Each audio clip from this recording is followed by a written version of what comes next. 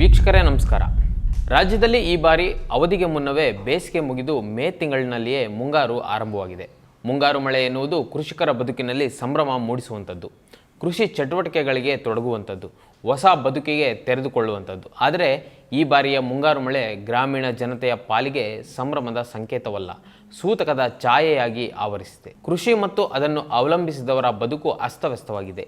ಈ ಬಾರಿಯ ಮುಂಗಾರು ಸಂಕಷ್ಟಗಳನ್ನೇ ತಂದೊಡ್ಡಿದೆ. ಇದೇ 20 ವರ್ಷಗಳ ಹಿಂದೆ ಹೀಗಿರಲಿಲ್ಲ.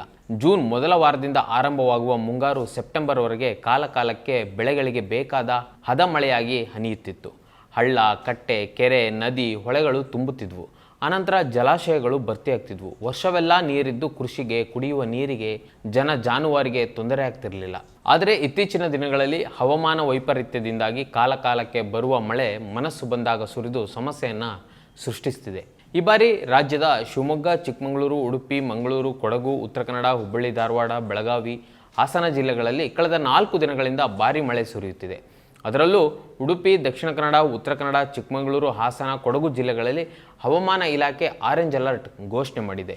ಇನ್ನು ಬೆಂಗಳೂರು ನಗರ ಸೇರಿದಂತೆ ಹಲವು ಜಿಲ್ಲೆಗಳಲ್ಲಿ ಯೆಲ್ಲೋ ಅಲರ್ಟ್ ಘೋಷಿಸಿದೆ. ಇನ್ನು ಮಳೆಯ ರಭಸಕ್ಕೆ ಗುಡ್ಡ ಕುಸಿತ, ಸೇತುವೆ ಮುರಿತ, ರಸ್ತೆ ಸಂಚಾರ ಅಸ್ತವ್ಯಸ್ತ, ಮನೆಗಳು, ಮರಗಳು, ವಿದ್ಯುತ್ ಕಂಬಗಳು ನೆಲಕ್ಕುರುಳಿ ಅಪಾರ ಹಾನಿಯಾಗಿದೆ. ಕೆಲವು ಕಡೆ ವೃದ್ಧರು, ಮಕ್ಕಳು ಮಳೆ ನೀರಿನಲ್ಲಿ ಕೊಚ್ಚಿ ಹೋಗಿ ಸಾವು ನೋವು ಸಂಭವಿಸಿದೆ. ನದಿಗಳು ಉಕ್ಕಿ ಹರಿಯುತ್ತಿವೆ, ಜಲಾಶಯಗಳು ಭರ್ತಿಯಾಗ್ತಿವೆ. ಹಲವು ಜಿಲ್ಲೆಗಳಲ್ಲಿ ಶಾಲೆಗಳಿಗೆ ರಜೆಯನ್ನು ಘೋಷಿಸಲಾಗಿದೆ. ಇನ್ನು ಮಳೆ ರೈತರ ಮುಖದಲ್ಲಿ ನಗು ಮೂಡಿಸುತ್ತದೆ ಎನ್ನುವುದು ಇತ್ತೀಚಿನ ವರ್ಷಗಳಲ್ಲಿ ಮರೆಯಾಗ್ತಿದೆ. ಮುಂಗಾರು ಆರಂಭವಾಗ್ತಿದ್ದಂತೆ ರೈತರು ತಮ್ಮ ಶಕ್ತಿ ಮೀರಿ ಹೊಲ, ಗದ್ದೆ, ತೋಟಗಳನ್ನ ಹಸನು ಮಾಡಬಹುದು. ಆದರೆ ಬಿತ್ತನೆ ಬೀಜ, ಗೊಬ್ಬರ ಸಮಯಕ್ಕೆ ಸರಿಯಾಗಿ ಸಿಗದೆ ಭಾರಿ ತೊಂದರೆಗೆ ಈಡಾಗುವುದು. ಅದಕ್ಕಾಗಿ ರೈತರು ಸಾಲುಗಟ್ಟಿ ನಿಲ್ಲುವುದು, ಪ್ರತಿಭಟಿಸುವುದು, ಕೆಲವು ಕಡೆ ಲಾಠಿ ಚಾರ್ಜ್ ಪ್ರತಿ ವರ್ಷದ ಸಾಮಾನ್ಯ ಸುದ್ದಿಯಾಗ್ತಿದೆ. ಇಷ್ಟಾದರೂ ನಮ್ಮನ್ನು ಆಳುವ ಸರ್ಕಾರ, ಸಚಿವರು, ಕೃಷಿ, ತೋಟಗಾರಿಕೆ ಇಲಾಖೆ ಅಧಿಕಾರಿಗಳು ಎಚ್ಚೆತ್ತುಕೊಳ್ತಿಲ್ಲ. ಕಳೆದ ವಾರ ಕೋಲಾರ ಮತ್ತು ಶ್ರೀನಿವಾಸಪುರದ ರೈತರು ಟನ್ಗಟ್ಟಲೆ ಮಾವಿನ ಫಸಲನ್ನು ರಸ್ತೆಗೆ ಸುರಿದು ಪ್ರತಿಭಟಿಸಿದರು.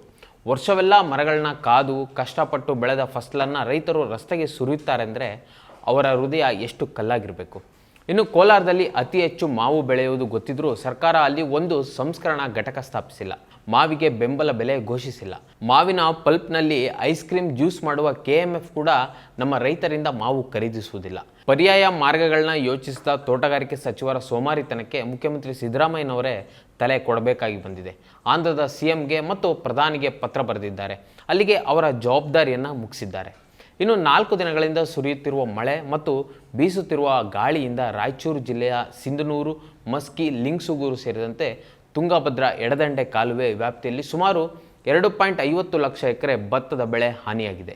80% ಭತ್ತದ ಬೆಳೆ ನಾಶವಾಗಿದೆ ಎಂದು ರೈತ ಸಂಘ ತಿಳಿಸಿದೆ. ಇನ್ನು ಬೆಳಗಾವಿ ಜಿಲ್ಲೆಯಲ್ಲಿ 407 ಹೆಕ್ಟೇರ್ನಲ್ಲಿ ಮೆಕ್ಕೆಜೋಳ ಬೆಳೆ ನೆಲವಿಡಿದು ಮಲಗಿದೆ.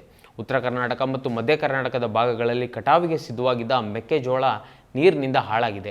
ಹಾವೇರಿ ಜಿಲ್ಲೆಗಳಲ್ಲಿ ಕೈಗೆ ಬಂದ ಬಿಳಿ ಜೋಳದ ಬೆಳೆ, ಕಟಾವು ಮಾಡಿದ ಜೋಳದ ತೆನೆಗಳು ಭಾರೀ ಮಳೆಯಿಂದ ಇಟ್ಟಲ್ಲಿಯೇ ಮೊಳಕೆ ಹೊಡೆದಿವೆ. ಇನ್ನು ಮಲೆನಾಡು ಭಾಗದಲ್ಲಿ ಅಡಿಕೆ ತೋಟಗಳು ಮಳೆಯಿಂದ ಹಾನಿಗೊಳಗಾಗಿವೆ. ಇದರಿಂದ ಇಳುವರಿ ಕಡಿಮೆಯಾಗುವ ಆತಂಕ ಎದುರಾಗಿದೆ.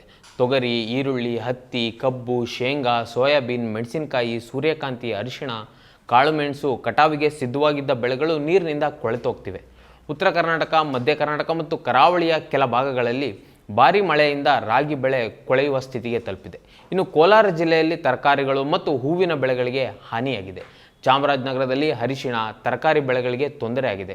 ರೈತರು ಆರ್ಥಿಕ ಸಂಕಷ್ಟಕ್ಕೆ ಸಿಲುಕಿದ್ದಾರೆ. ಮುಂಗಾರು ಮಳೆ ಇಂತಹ ಅವಧಿಯಲ್ಲೇ ಕಾಣಿಸಿಕೊಳ್ತದೆ ಎನ್ನುವುದು ಹವಾಮಾನ, ಕೃಷಿ, ತೋಟಗಾರಿಕೆ, ನೀರಾವರಿ ಇಲಾಖೆಗಳಿಗೆ ತಿಳಿದ ವಿಷಯವೇ ಆಗಿದೆ. ಆದರೆ ಅದನ್ನು ಎದುರಿಸಲು ಜಿಲ್ಲಾಡಳಿತವಾಗಲಿ, ಜನಪ್ರತಿನಿಧಿಗಳಾಗಲಿ, ಸರ್ಕಾರವಾಗಲಿ ಸಿದ್ಧತೆ ಮಾಡಿಕೊಳ್ಳುವುದಿಲ್ಲ.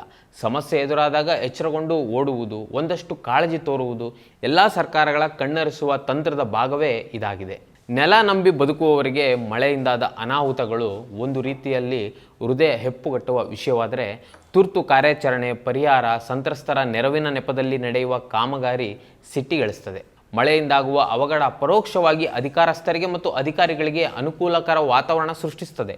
ತುರ್ತು ನೆಪದಲ್ಲಿ ಕೋಟ್ಯಾಂತರ ರೂಪಾಯಿಗಳು ನೀರಿನಂತೆಯೇ ಹರಿದು ಹೋಗ್ತವೆ. ಇನ್ನು ರಕ್ಷಣಾ ಕಾರ್ಯಾಚರಣೆ, ಸುರಕ್ಷಿತ ತಾಣಗಳತ್ತ ಸಂತ್ರಸ್ತರ ರವಾನೆ, ತಾತ್ಕಾಲಿಕ ಊಟ ವಸತಿ ವ್ಯವಸ್ಥೆಗಳತ್ತ ಗಮನ ಹರಿಸುವ ಜಿಲ್ಲಾಡಳಿತ ಅನಂತರ ಕೊಚ್ಚಿ ಹೋದ ರಸ್ತೆಗಳು, ಮುರಿದು ಬಿದ್ದ ಸೇತುವೆಗಳ ಮರು ನಿರ್ಮಾಣದ ಕಾಮಗಾರಿಗಳತ್ತ ನೋಡ್ತದೆ. ಹಾಗಾಗಿ ಸರ್ಕಾರಿ ಇಲಾಖೆಗಳಿಗೆ ಕೈ ತುಂಬ ಹೊಸ ಕೆಲಸ, ಅಧಿಕಾರಿಗಳ ಸರಬರ ಓಡಾಟ, ಗುತ್ತಿಗೆದಾರರ ಗೆರಬಾಟ ಎಲ್ಲವೂ ವಾರದೊಪ್ಪತ್ತಿನಲ್ಲಿ ಮುಗಿದೋಗಿರ್ತದೆ. ತಾಲೂಕಿಗೊಬ್ಬರು ಶಾಸಕರಿದ್ದಾರೆ, ಜಿಲ್ಲೆಗೊಬ್ಬರು ಉಸ್ತುವಾರಿ ಸಚಿವರಿದ್ದಾರೆ, ಆಡಳಿತ ಯಂತ್ರವಿದೆ. ಆದರೂ ಆಳುವ ಸರ್ಕಾರಕ್ಕೆ ಬರವನ್ನು ಎದುರಿಸುವ ಸಾಮರ್ಥ್ಯವೂ ಇಲ್ಲ, ಮಳೆ ಅನಾಹುತವನ್ನು ನಿರ್ವಹಿಸುವ ಬುದ್ಧಿವಂತಿಕೆಯೂ ಬರಲಿಲ್ಲ. ಪ್ರಕೃತಿಯ ಮೇಲೆ ನಡೆಸುವ ಅತ್ಯಾಚಾರವೂ ನಿಲ್ಲುವುದಿಲ್ಲ. ಮತ್ತಷ್ಟು ವಿಶೇಷ ವಿಡಿಯೋಗಳನ್ನು ನೋಡಲು ಮತ್ತು ಹೊಸ ವಿಡಿಯೋಗಳ ಬಗ್ಗೆ ತಿಳಿಯಲು ಈ ದಿನ .com ಯೂಟ್ಯೂಬ್ ಚಾನೆಲ್ ಸಬ್ಸ್ಕ್ರೈಬ್ ಮಾಡಿ ಮತ್ತು ಬೆಲ್ ಐಕಾನ್ ಕ್ಲಿಕ್ ಮಾಡಿ.